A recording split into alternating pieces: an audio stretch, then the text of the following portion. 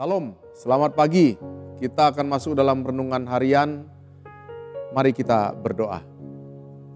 Ya Tuhan, urapi hati dan pikiran kami, agar firman-Mu dapat meresap masuk di dalam kehidupan kami. Dalam nama Tuhan Yesus Kristus, kami berdoa. Amin. Bapak Ibu Saudara-saudara yang dikasihi oleh Tuhan, ayat firman Tuhan yang menjadi bacaan kita terdapat di dalam Yohanes 20 ayat 19 sampai yang ke-23. Dan yang menjadi ayat kunci adalah Yohanes 20 ayat 21 yang berbunyi demikian. Maka kata Yesus sekali lagi, damai sejahtera bagi kamu, sama seperti Bapa mengutus aku, demikianlah juga sekarang aku mengutus kamu. Tema yang saya mau ambil dari renungan ini adalah kebangkitan Kristus memampukan kita untuk memberitakan Injil. Bapak Ibu Saudara-saudara, di dalam Yohanes 20 ini ayat 19 sampai 23 menyebutkan bahwa ketika murid-murid mengunci diri di sebuah rumah karena takut berjumpa dengan orang Yahudi atau dengan tentara Romawi, ketakutan mereka takut dituduh menjadi orang-orang yang bagian dari pengikut Yesus Kristus yang sudah mati itu. Dalam ketakutannya, ternyata Yesus tidak membiarkan mereka dirundung, dihantui, dikecilkan oleh ketakutannya. Secara tiba-tiba Yesus yang bangkit itu menampakkan diri, masuk melalui pintu-pintu yang terkunci dan berkata kepada murid-murid, damai sejahtera bagi kami. Setelah itu Yesus memperlihatkan tangan bekas luka paku dan lambung bekas tusukan tombak. Pertanyaan kita, apa maksud Tuhan menampakkan diri kepada murid-muridnya? Yaitu Tuhan ingin agar murid-muridnya melihat dan percaya akan kuasa kebangkitan Tuhan Yesus. Lalu bagaimanakah kuasa kebangkitan itu?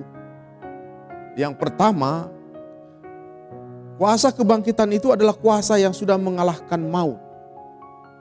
Maut yang merupakan hal yang menakutkan bagi manusia sudah dikalahkan. Ternyata Yesus tidak bisa dihambat oleh kematian. Yesus ketika dia disalibkan lalu mati, dia tidak selesai hanya sampai di situ. Tetapi dia mengalahkannya, yang mau menunjukkan kepada kita dia bangkit. Bahwa dia adalah Allah yang hidup, Allah yang berkuasa, Allah yang tidak dapat ditaklukkan oleh kematian. Kematian bukan lagi menjadi ancaman bagi manusia karena Yesus sudah mengalahkan. Oleh sebab itu, maka kita pun diberikan hikmat untuk tidak terkungkung di dalam ketakutan kita. Karena Yesus sudah menunjukkan kuasa kebangkitannya. Yang kedua, kita bisa melihat kuasa kebangkitan itu adalah kuasa yang mengubah keadaannya. Para murid-murid Tuhan Yesus setelah kematiannya berada di dalam ketakutan. Setelah itu mereka berkumpul, mengunci diri, mengasingkan diri karena ketakutannya. Tetapi setelah mereka melihat Tuhan yang bangkit itu, maka terjadilah sebuah perubahan. Perubahan itu tidak merubah keadaan mereka, tetapi merubah diri mereka. Karena ketakutan, ancaman masih tetap ada dengan munculnya seorang yang bernama Saulus yang mencari setiap orang-orang percaya dan menghakimi mereka, membunuh mereka atas nama agama.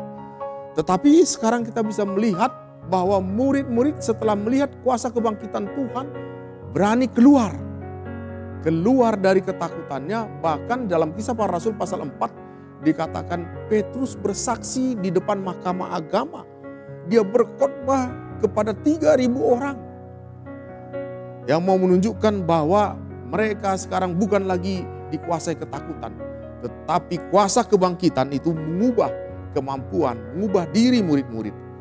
Yang ketiga, apa yang menjadi renungan kepada kita adalah kuasa kebangkitan itu menjadikan sesuatu yang tidak mungkin menjadi mungkin. Bapak Ibu Saudara-saudara, Kuasa kebangkitan akan memungkinkan segala sesuatu terjadi. Menjelang kesengsaraannya, Tuhan Yesus pernah berkata kepada murid-muridnya di dalam Yohanes 14 ayat yang ke-12, bahwa mereka akan mengerjakan pekerjaan seperti yang dilakukan oleh Tuhan Yesus. Bahkan pekerjaan yang lebih besar daripada itu. Pada waktu itu, murid-murid mengingat perkataan itu adalah ada hal yang tidak masuk akal. Bagaimana mungkin mereka dapat melakukan mujizat seperti yang dilakukan oleh Tuhan Yesus, bahkan lebih besar daripada itu. Tetapi kenyataannya di kemudian hari, hal yang tidak mungkin itu ternyata bisa mungkin. Kenapa?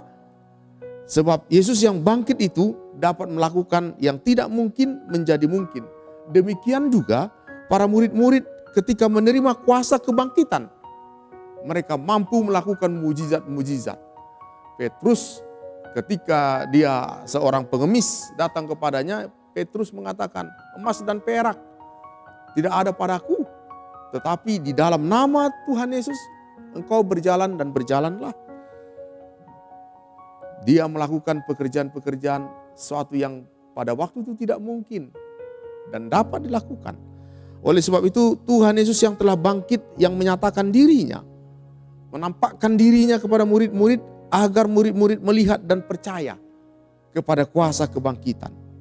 Berdasarkan kuasa kebangkitan ini, Tuhan Yesus mengutus murid-muridnya untuk menyampaikan kabar sukacita, yaitu kabar keselamatan kekal yang ada di dalam Yesus Kristus.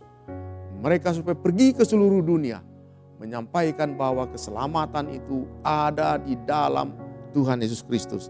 Oleh sebab itu tetaplah bersemangat, bekerjalah bagi Tuhan, dan tuailah jiwa-jiwa yang Tuhan berikan di mana kita dapat memenangkannya. Demikian firman Tuhan, terpujilah Kristus. Amin. Mari kita berdoa. Firman-Mu yang kembali mengingatkan kepada kami, melalui kuasa kebangkitan Kristus, kami mampu melakukan sesuatu yang tidak mungkin sekalipun, tetapi tidak ada yang tidak mungkin bagi Tuhan. Dalam nama Tuhan Yesus Kristus kami berdoa. Amin.